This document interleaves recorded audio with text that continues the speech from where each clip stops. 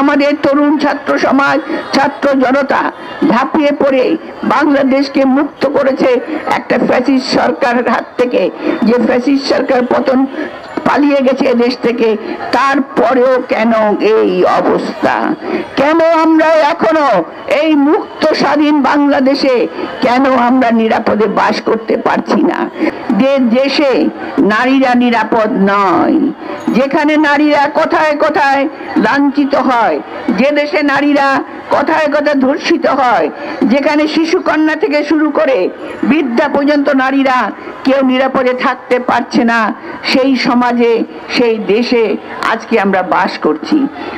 অথচ আপনারা দেখেছেন স্বাধীনতা যুদ্ধ থেকে শুরু করে এই বাংলাদেশের নারী সমাজ তাদের জীবনের মূল্যবান সময় দিয়েছেন এই দেশের স্বাধীনতার জন্য।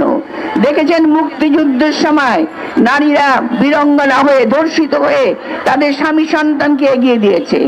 দেখেছেন 90 আন্দোলনে দেখেছেন কিভাবে নারীরা দেশনেত্রী বেগম খালেদা জিয়ার পাশে থেকে রাজপথে লড়াই করেছে, একটা স্বৈরাচার সরকারকে বিতাড়িত করেছে।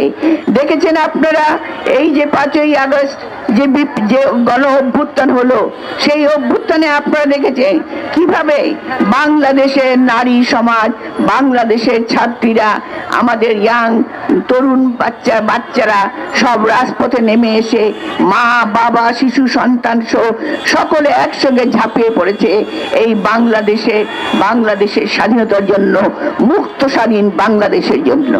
অথচ আমরা কি দেখছি? আমরা দেখছি বাংলাদেশে নারী সমাজ, যারা বাংলাদেশের জনসংখ্যার অর্ধেক, তাদের জীবনের কোনো নিরাপত্তা নাই। আমি আসিয়া হত্যার পর তাকে হাসপাতালে দেখতে গিয়েছিলাম, দেখলাম একটা 8 বছরের শিশু, তার গলায় কয়েকটা প্যাচ, মানে তাকে গলা যাতে কথা বলতে না পারে গলায় প্যাচ দিয়ে তাকে মেরে ফেলার চেষ্টা করে, তার বুকের মধ্যে চাপ দিয়ে বুকটা ফুলে গেছে। কি নির্মম পাশবিক অত্যাচার কেউ করতে পারে! সে কি মানুষ না অমানুষ? এটা কিন্তু আমাদের ধারণার অতীত। এইরকম অবস্থা আমরা দেখেছি। কোন সময় দেখলাম? আমরা দেখেছি ফ্যাসিস্ট সরকারের আমলে। যে আমলে আমরা দেখেছি তখন নারীরা ধর্ষিত হতো, নারীরা নিরাপত্তিতে ভুগত, সেখানে বৃদ্ধ থেকে শিশু থেকে শুরু করে বৃদ্ধ পর্যন্ত আক্রান্ত হতো, তখন মায়ের কোলে শিশুকে হত্যা করা হতো, তখন কোনো বিচার ছিল না।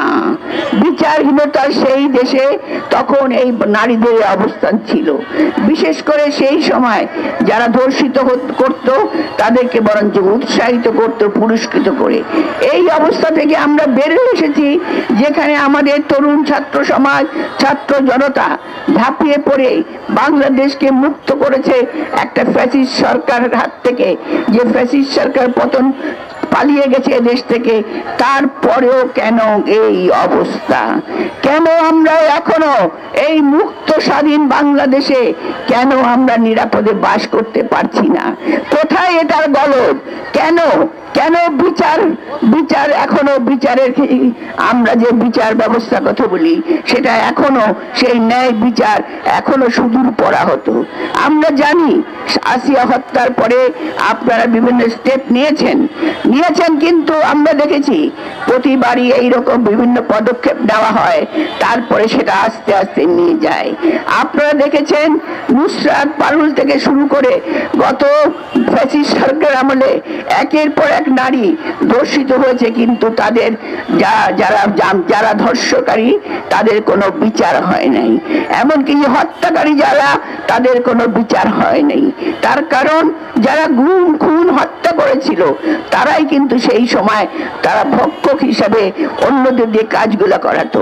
কিন্তু আজকে আমরা এমন একজনের হাতে তুলে দিয়েছি যাকে আমরা মনে করি শান্তির প্রতীক। আমরা জানি ডক্টর ইউনূস, তার কাছে আমরা আশা করছি আমাদের দেশ এখন নিরাপদে থাকবে, আমাদের মা বোনেরা নিরাপদে থাকবে, সবাই মুক্ত স্বাধীন কথা বলতে পারবে। আজকে পেপারে দেখলাম, আমি সকালবেলা খবরের কাগজ খুলে দেখি গত 4 বছরে 7,000 শিশু সহ 43,000 নারী ধর্ষিত হয়েছে, তার কোনো বিচার হয় নাই।